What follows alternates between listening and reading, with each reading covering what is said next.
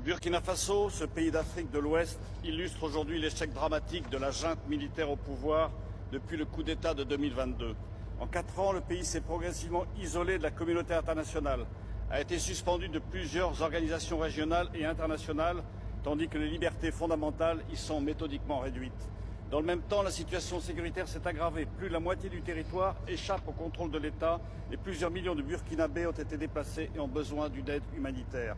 Après plus de 10 ans de lutte contre le terrorisme, avec l'appui de la France et de l'Europe, coupé de ses anciens partenaires, le Burkina Faso sombre dans le chaos. Il est devenu un sanctuaire pour les groupes islamistes terroristes et la criminalité organisée, faisant peser une menace croissante sur ses pays voisins, les plus dynamiques économiquement de la région, Côte d'Ivoire, Ghana, Togo ou Bénin. Cette résolution a raison de rappeler au soutien de la société civile et des acteurs humanitaires. Mais nous devons aussi assumer une responsabilité stratégique, renforcer notre soutien aux États voisins qui constituent aujourd'hui la première ligne de défense contre la déstabilisation de toute l'Afrique de l'Ouest. Car quand l'Afrique de l'Ouest vacille, c'est l'Europe qui va vaciller. On peut mentir comme ça. C'est de quel Burkina même d'abord il parle? C'est notre chère patrie, pays des hommes intègres qu'il parle. Alors, dites-moi à ce monsieur que le chaos dont il parle, c'est la France qui avait sémé le chaos au Burkina Faso. Depuis le départ de la France au Burkina Faso, nous avons récupéré nos territoires. Depuis 1960 que la France est au Burkina Faso, donnez-moi quelque chose que la France a fait du bien au Burkina Faso. Dites-moi à ce monsieur de m'indiquer seulement une chose que la France a fait au Burkina Faso. Il n'y en a pas. Depuis que l'armée française était sur le sol burkinabé, donnez-moi le nom d'un chef terreau que l'armée française a pu capturer. Il n'y en a pas. Et depuis le départ de la France, combien de chefs terreau nous avons capturés au Burkina Faso, au Mali et au Niger? Alors, si c'est l'incapacité, l'armée française est incapable. Si c'est l'incapacité, la France est incapable. Mais je tiens à dire quelque chose à ce monsieur. Les ressources naturelles du Burkina Faso là, vous n'allez plus avoir. Si vous voulez là, traiter le Burkina Faso de tous les noms, vous n'allez plus avoir les ressources naturelles du Burkina Faso. Une chose est certes, vous n'allez plus jamais avoir les ressources naturelles du Burkina Faso. Oui. Et depuis que l'armée française a quitté le Burkina Faso, venez voir comment le Burkina Faso rayonne. Venez voir comment Faso Mebo est en train de reconstruire le Burkina Faso. Venez voir les matériels qui viennent d'arriver, des matériels logistiques de combat, des matériels logistiques pour reconstruire le Burkina Faso. Depuis 1960, la France n'avait rien fait au Burkina Faso. Il a fallu une personne qui s'appelle son excellent le capitaine Ibrahim Traoré, le bâtisseur du Burkina Faso, dit le président de l'AIS, qui vient mettre ces structures en place. Vous étiez tellement intelligent que vous avez oublié que le Burkina Faso vous nourrissait. Ça, vous ne pouvez jamais nier. C'est l'Afrique qui nourrit la France. La France n'a pas de ressources naturelles. Même l'uranium, vous n'avez pas. Vous allez alimenter votre centrale nucléaire avec quoi? Alors, tout ce que tu as dit, c'est le contraire. Famille, dites-moi à ce monsieur que le Burkina Faso n'a pas besoin d'aide humanitaire. Non, on n'en a pas besoin.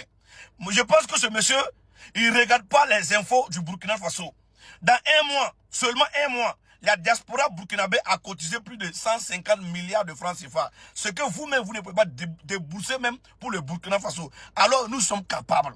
Nous les Burkinabés, on est capables. On n'a même pas besoin de la France. Depuis combien d'années la France a quitté le Burkina Faso? On ne parle plus de la France, on n'a pas besoin de la France, mais regardez comment le Burkina Faso rayonne. Regardez comment le Burkina Faso avance. On n'a pas besoin de la France. Vous allez beau mentir à l'opinion publique, vous allez revenir. Et quand vous allez revenir, c'est là maintenant que nous allons vous infliger la défaite que vous avez toujours sur votre dos. Oui, la défaite c'est pour la France. La victoire, c'est pour le Burkina, c'est pour le Mali et c'est pour le Niger. À quel moment le Burkina Faso a besoin d'aide humanitaire? Ça fait combien d'années vous avez quitté le Burkina Faso?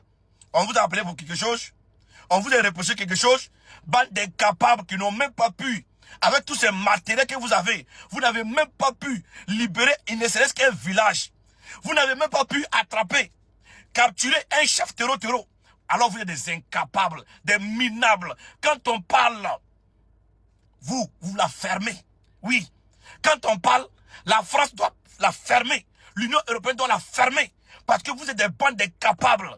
Ceux même qui financent les terreaux, c'est vous-même. Oui. Vous avez des matériels qui peuvent voir des exactions. Mais vous n'avez pas de matériel pour voir les terreaux quand ils viennent. C'est la honte totale. C'est l'incapacité totale. Moi, je pense que vous êtes intelligent, mais vous n'êtes pas intelligent. Votre niveau d'intellectuel a tellement baissé. Oui, a tellement baissé. Tellement que le soleil vous a frappé au Burkina Faso, vous avez oublié que vous avez ce qu'on appelle cerveau. Sinon, vous, si vous étiez normal, hein, vous ne voyez pas les terreaux venir quand vous étiez au Burkina Faso, au Mali et au Niger.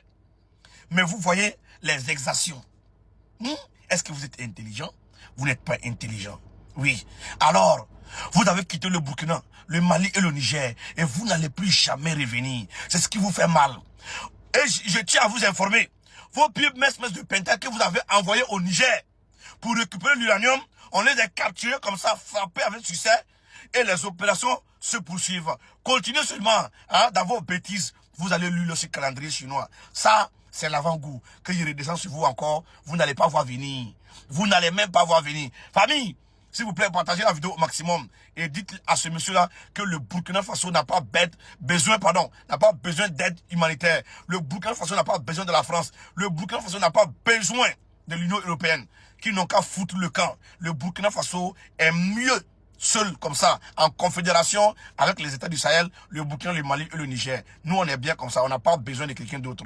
On est ensemble en famille. Partagez au maximum. Bravo aux forces armées nigériennes. Suite à l'attaque qui a visé l'aéroport, les enquêtes ont continué et ils ont pu mettre la main sur des malfrats.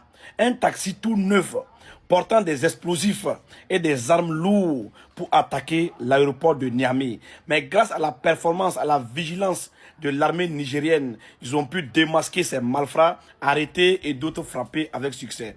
Je vous laisse regarder la vidéo et partager surtout au maximum. Un taxi flambant neuf est retrouvé dans la concession. Les investigations se sont poursuivies. Le regard expert des sapeurs détecte alors plusieurs valises dissimulées sous terre.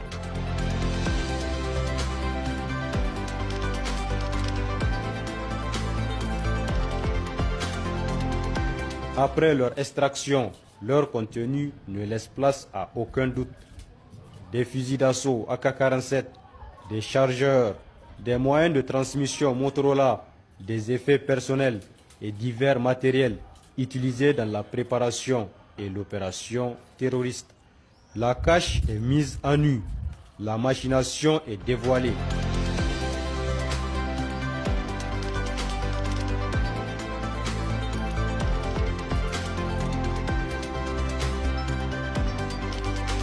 Bravo et félicitations à l'armée nigérienne qui a pu démasquer ces malfrats. Vous voyez ce taxi-là? Ce taxi était rempli d'explosifs et des matériels lourds pour pouvoir attaquer l'aéroport de Niamey. Merci beaucoup Papa Abouraman Tiani. Merci beaucoup à l'armée républicaine du Niger. Force à vous, on est ensemble. C'est l'AES qui gagne toujours. La patrie ou la mort, nous vaincrons toujours. Moi, je vous ai dit, l'AES c'est la puissance et l'AES c'est la force tranquille. Oui, remarquez très bien que la CEDEAO est en train de glisser un peu en venant vers l'AES. En première position, c'était le Bénin qui a fait le tour de l'AES, qui est venu pour une visite d'amitié et de travail. En deuxième position, c'est la Mauritanie qui est venue pour une visite d'amitié et de travail.